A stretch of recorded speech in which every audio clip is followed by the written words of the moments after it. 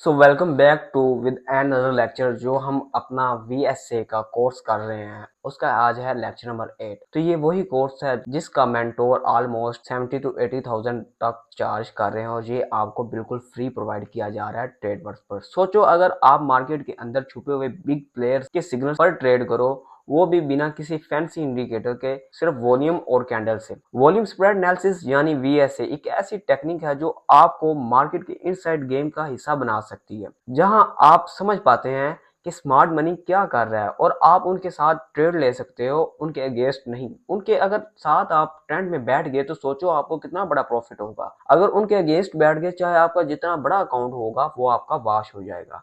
इस वीडियो में हम देखेंगे अकोमोलेशन का सिग्नल कैसे मिलता है, नो सप्लाई जो कैंडल्स वो क्या होती है, वॉल्यूम ट्रेंड के साथ कैसे बदलता है और किस पॉइंट पर कॉन्फिडेंट बाय ट्रेड लेना चाहिए, साइन ऑफ स्ट्रेंथ कहाँ पे वादिया होते हैं। अगर आप VSA समझ गए तो मार्केट आपका रोड मैप बन जाएगी। वीडियो के एंड तक आप सीख जाएंगे अकोमोलेशन फेज को कैसे आइडेंटिफाई करें, नो सप्लाई या शेक आउट टेस्ट कैसे होता है, वॉल्यूम चेंज का मतलब क्या होता है, ट्रेंड कब चेंज होगा और सबसे इंपॉर्टेंट बाय ट्रेड कब लेना चाहिए। ये आगे हम अपनी स्क्रीन की तरफ ऑलरेडी आपको इस लेक्चर के कंटेंट बता दिया, अकोमोलेशन फेज, शेक आउट वगैरह, change in volume. Smart money always buy into a falling market, ये तो हम ऑलरेडी पढ़ चुके हैं। Because they want to buy low, क्योंकि वो सस्ते दामों में खरीद कर हमेशा महंगे दामों में बेचना चाहता है smart money. With climactic action bar हमें ये बताते हैं कि स्मार्ट मनी मार्केट में इन्वॉल्व हो गया है। आज हम पढ़ेंगे अकोमोलेशन फेज। जब स्मार्ट मनी बाय कर रही होती है, मार्केट को नीचे गिरा रही होती है, तो वो एक रेंज करती है, उसके बाद उसको कहते हैं हम अकोमोलेशन फेज, जिसमें वो नो सप्लाई और शेक आउट से टेस्टिंग करती है। मैंने आपको दो सिग्नल पढ़ाए हैं ना, नो सप्लाई और शेक आउट। ये मैंने आपको बोला था कि ये एक कन्फर्मेशन सिग्नल है। अगर अगर इस पर आप ट्रेड लोगे तो आपकी ट्रेड की एक्यूरेसी बढ़ेगी। अकोमोलेशन फेज क्या होता है? अकोमोलेशन, ये देखिए अल्ट्रा हाई वॉल्यूम आया, ये हमारा एक सेलिंग क्लाइमैक्स क्लियर हो गया। उसके बाद नेक्स्ट कैंडल हमारी अप क्लोज होगी, उसके बाद इसका ब्रेकआउट भी हो गया, तो यहाँ पर हमारी ट्रेड प्लेस होती है। अगर आपने कन्फर्मेशन करनी है तो आप नो सप्लाई और शेक आउट का वेट करेगा। तो मार्केट फौरी इसको ब्रेक नहीं करती, वो यहाँ पर पहले रेंज करेगी, अपनी जितनी भी सप्लाई पीछे बची होगी उसको ऑब्जर्व करेगी।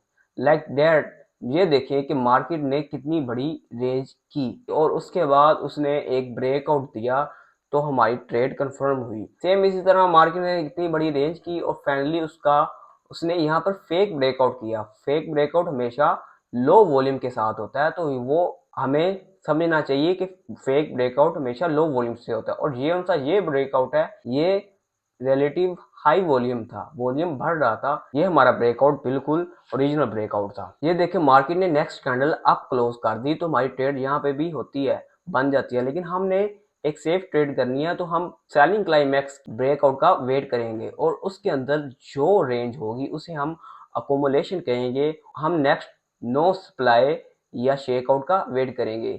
ये आप एक देख सकते हैं कि नो सप्लाई है और उसका हाई भी ब्रेक हो गया है, और ये भी एक नो सप्लाई है, वॉल्यूम इसका पिछले दो कैंडल्स से लो है।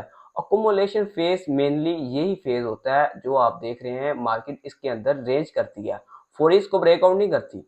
अगर ब्रेकआउट कर दे तो फेक ब्रेकआउट होता है, क्योंकि लो वॉल्यूम के साथ होता है। हाई वॉल्यूम के साथ यहाँ पे ब्रेकआउट करेगी, जैसे ये देखिए हाई वॉल्यूम के साथ ब्रेकआउट किया, ब्रेकआउट करने के बाद उसको रीटेस्ट भी करती है 90%।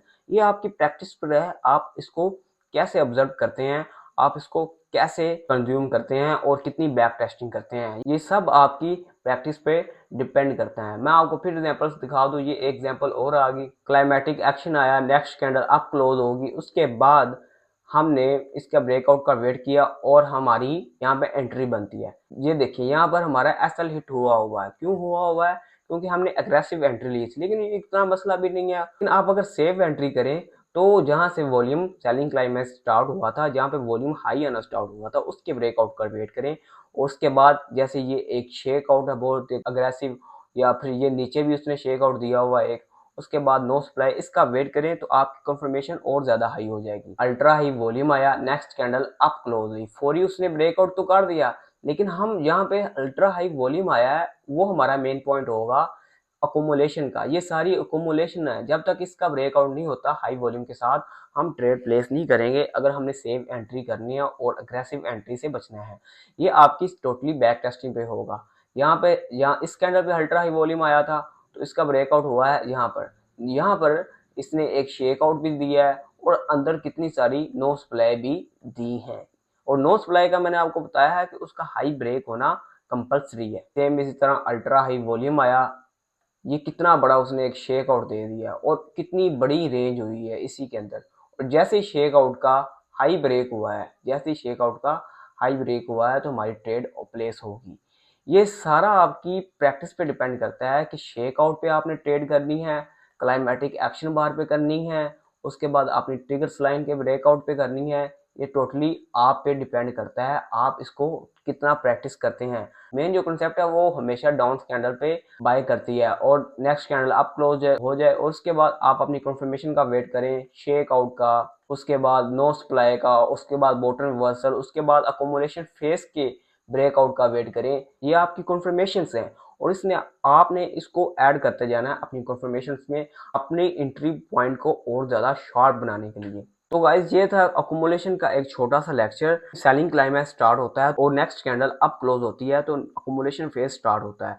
अकोमोलेशन फेज का अगर आप ब्रेकआउट का वेट करें, ब्रेकआउट के बाद आप कंफर्मेशन का वेट करें। वैसे तो मैंने आपको टोटली स्ट्रेटजी बताई हुई है कि आपने कहाँ पे ट्रेड और कैसे ट्रेड लेनी है। तो ये मजीद कंफर्मेशन हैं और ये ऐसी कंफर्मेशन अभी हम और ज्यादा पढ़ेंगे अपनी स्ट्रेटजी को और ज्यादा शार्प करने के लिए।